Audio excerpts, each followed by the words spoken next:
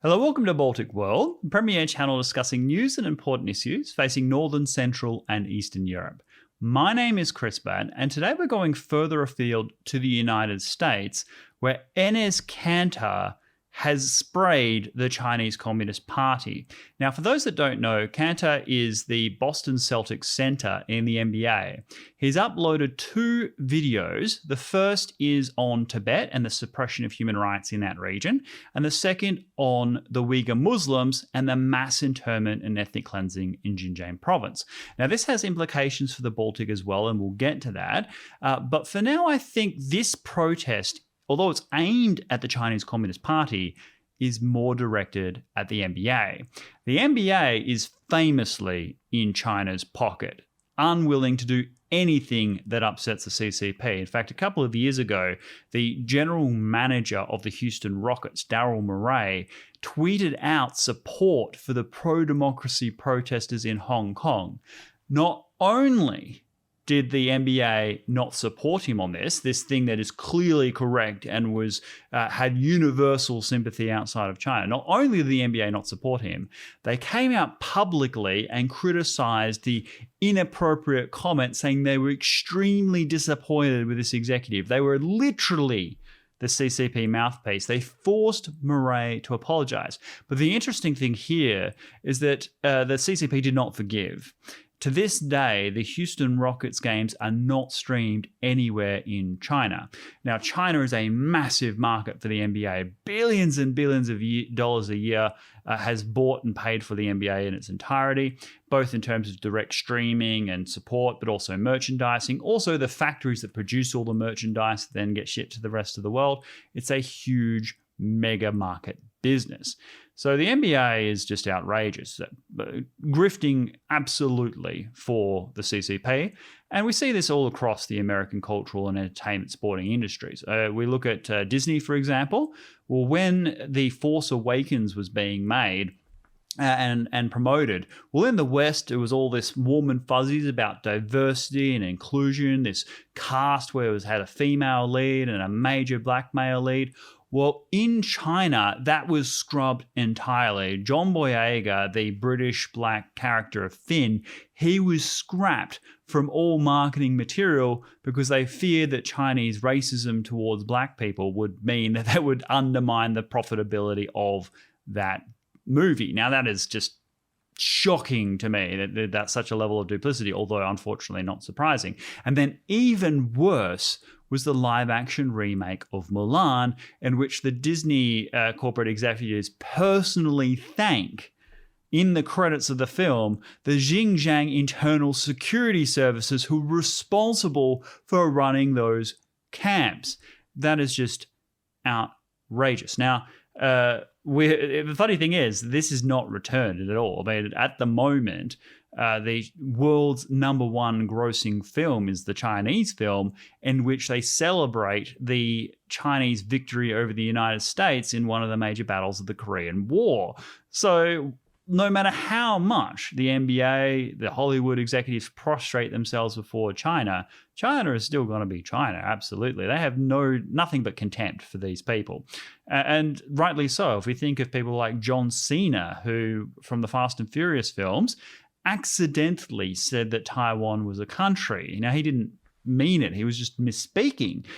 But such was the apoplectic rage of the CCP that he was somehow criticizing the one China policy that Cena prostrated himself, bowing and kowtowing in absolute groveling apology for misspeaking in this way, saying he was totally wrong in everything he had said. And in that case, the Chinese government, seeing how much he was bowing before them, was benevolently forgiving and allowed the Fast and Furious movies to be shown in China.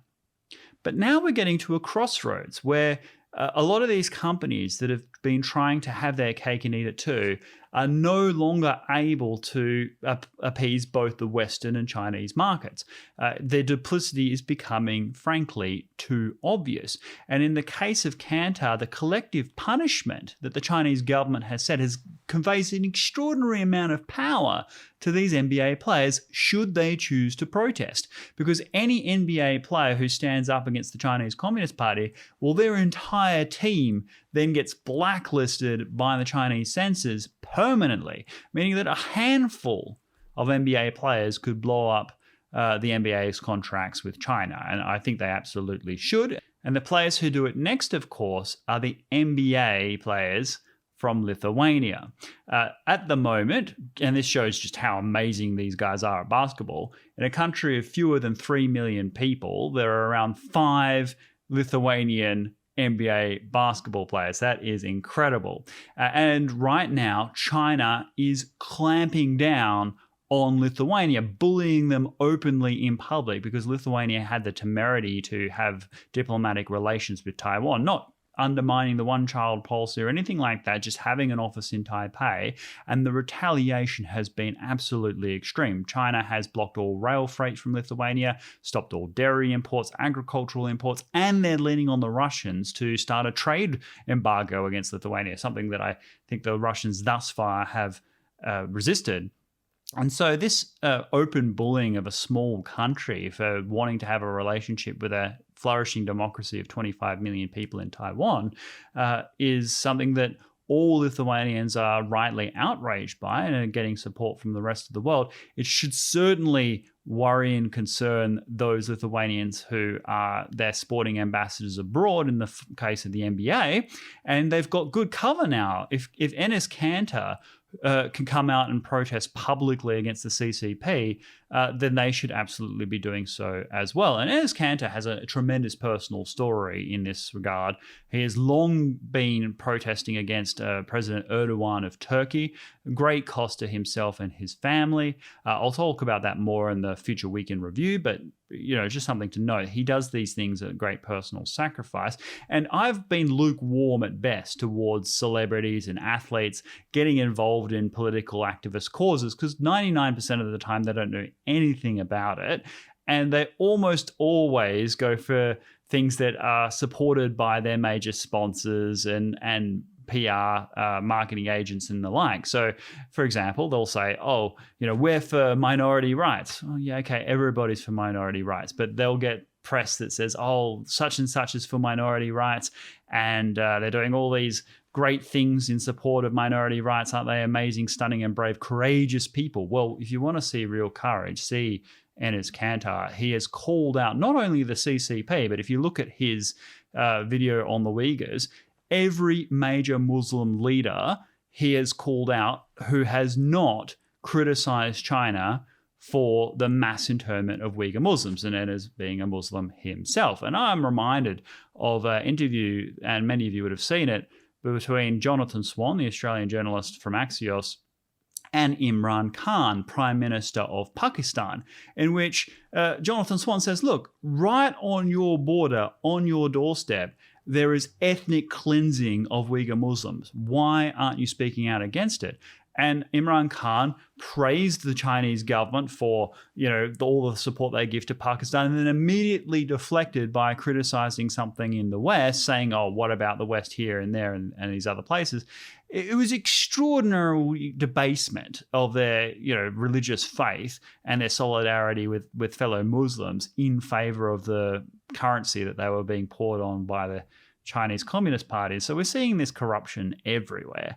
And so in addition to Kanter, of course, there are the Lithuanian NBA basketball players who should stand up in solidarity next to him for the sake not only of the people of China, but also in solidarity of their own country, which is standing up in the face of Chinese aggression. A country, of course, that is deeply familiar with communist oppression, having been occupied brutally by the Soviet Union for 40 years.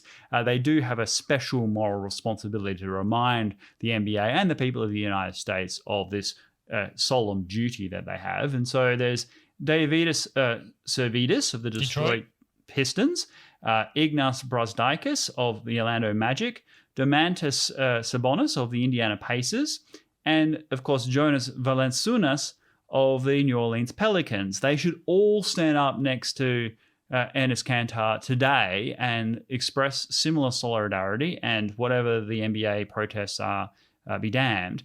But then there is an individual who I also have to call out in a deep sense of embarrassment and shame. And to be fair to this individual, he's just an athlete. He may not know the affiliations, the consequences, the political implications of what he has done here. But there is a Lithuanian basketball player, formerly of the NBA, who was playing for the Houston Rockets himself, but went somewhere else. And where did he go? Well, this is Donatas Motius, and he went to China. And not only did he go and play for China, he went someplace pretty bad. So first of all, he signed off with the Shandong Golden Stars, then the Shanghai Sharks, before signing up and playing for them till this year, the Xinjiang Flying Tigers, the very province where the mass ethnic cleansing of Uyghur Muslims is taking place. A Lithuanian NBA basketball player representing the Chinese Communist Party and their oppression in Xinjiang. Now, to his credit, he has since moved on. He is in the Monaco Baskets from now, but there is no indication whatever that he has done this in repudiation for the CCP. It doesn't look like he's done any criticism of the Chinese government, and he's made about $10 million US from these Chinese contracts. So Donatas needs to publicly repudiate and apologize for being a mouthpiece for the CCP. Now, it is, as I said, it may well be that he just didn't have political awareness and was, treated as a patsy. He's just a basketball player. Like, he might not know.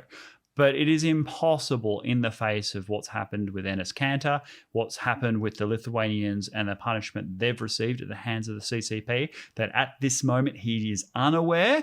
So what he should do is today stand up and say that he deeply regrets and is embarrassed by being used by the CCP in this way, and that all the money, the $10 million that he has received from these contracts, will go towards pro-democracy activist groups to help liberate those who are persecuting the Uyghur Muslims and those in Tibet, and stand up against those that had given him all this cash.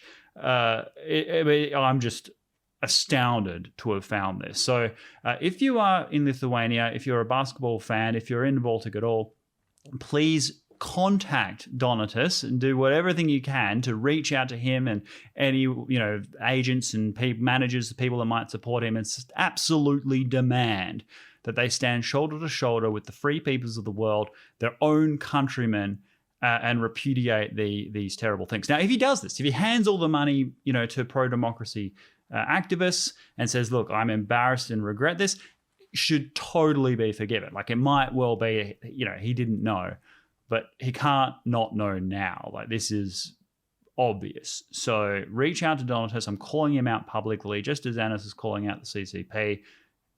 These players need to do better. That's my view. If you agree with me, please share this video, get it out as widely as possible. But I do encourage debate. If I'm being too harsh, leave your comments down below. But look, the Lithuanians have been the absolute flagship superstars when it comes to standing up in oppression worldwide. I think of Thug Rose, the featherweight MMA world champion who defeated the Chinese. And her motivation was a fight against communism. She said that publicly at the time. So, this is, the Lithuanians have form with this, and Donatas needs to get with the program. That's my view. I'd happy to hear your perspective, and I'll see you next time. Goodbye.